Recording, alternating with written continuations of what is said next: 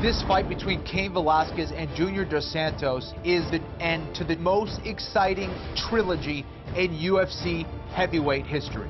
I think we both are at the top of our game right now, especially in the heavyweight division.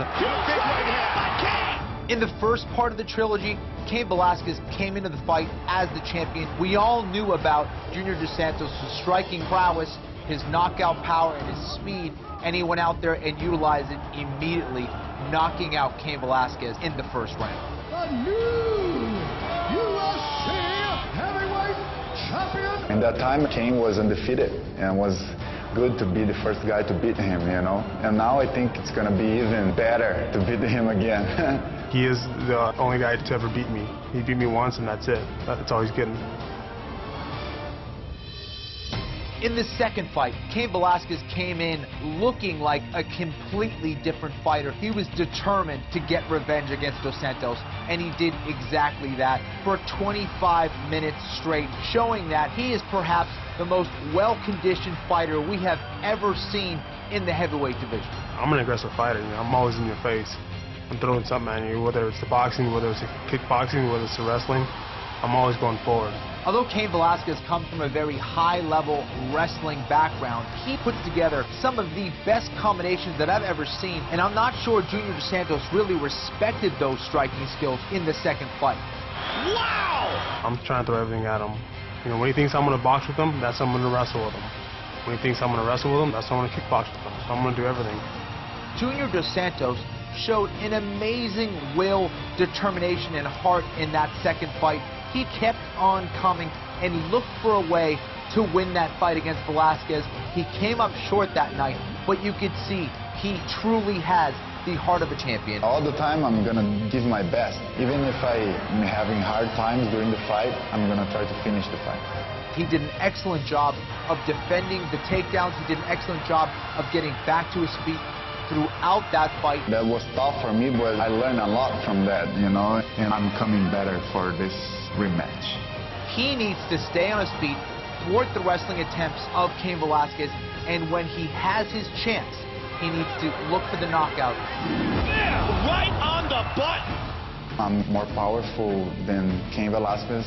When I hit people, they go down. He already tasted, and I want to show him this part of me again.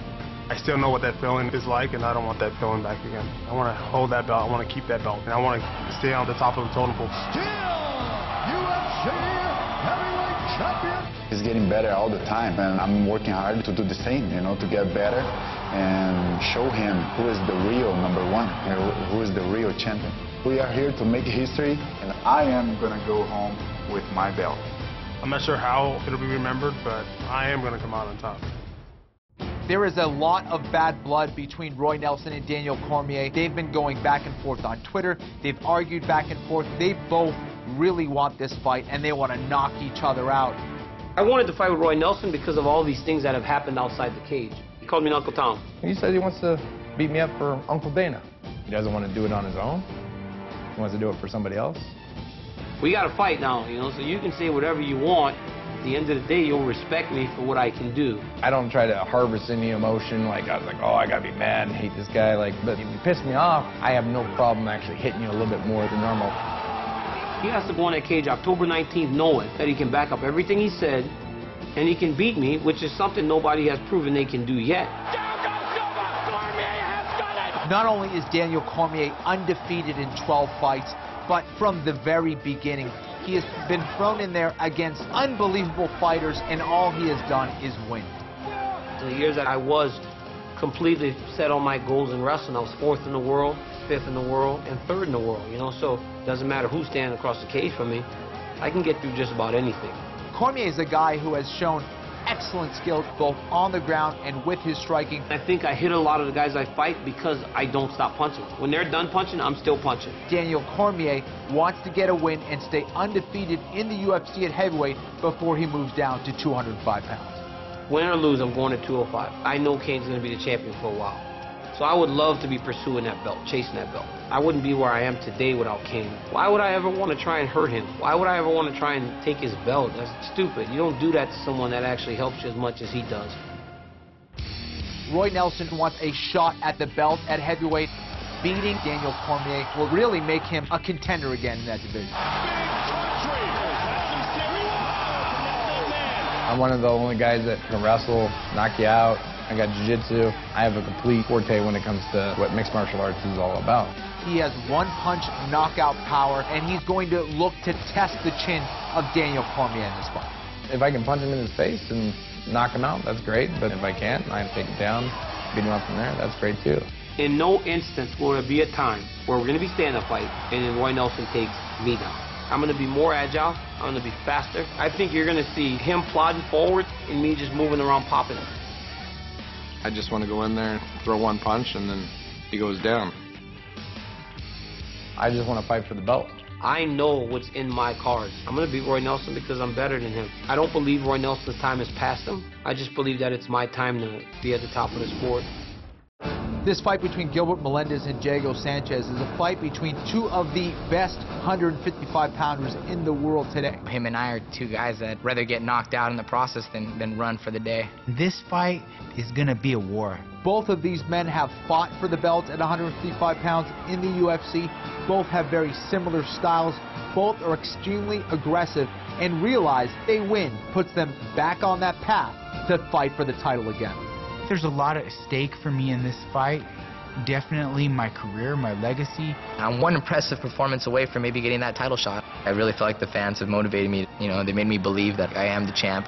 Gilbert Melendez comes from a wrestling background, but is probably best known for his striking. He is an excellent boxer. He has crazy power for a 155-pounder, and many people believe that he actually beat Benson Henderson for the belt in his last fight. He caught the kick, big right hand by Melendez. I feel like I'm fighting the uncrowned champ right now.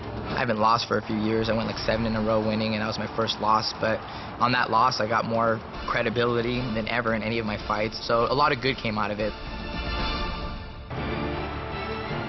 Whether he fights at 170 or at 155, Diego Sanchez delivers excitement. He is a tremendous jiu-jitsu practitioner. He's very dangerous on the ground. He has excellent positioning and possesses some of the nastiest ground and pound that you will see in the octagon. He's an amazing grappler, amazing wrestler. His striking is deadly because he'll take 3 punches just to give you one. You know, he has a great chin. So I think he's a complete MMA fighter and a really good warrior. Sanchez looks tremendous. Diego Sanchez and I have history, you know, good history. When I lived in San Diego, Gil would come down and train with me. No matter what type of training we were doing, something special would happen every round. Me and him bringing out the best in each other. I'm a high-intensity guy. Diego's a high-intensity guy, so it was like 2 bulls in a cage going at it. And I always knew if me and Gilbert fought, it was going to be a good fight. I think we're equal at pushing ourselves and testing our heart. Gilbert has heart, he has a great chin, and he has great conditioning. And I believe that I possess all those 3 assets the same, but I don't think he's faced the level of competition that I have for the past 8 years in the UFC. Wow! I'm going to be ready to stand and bang and fight with all my heart and soul.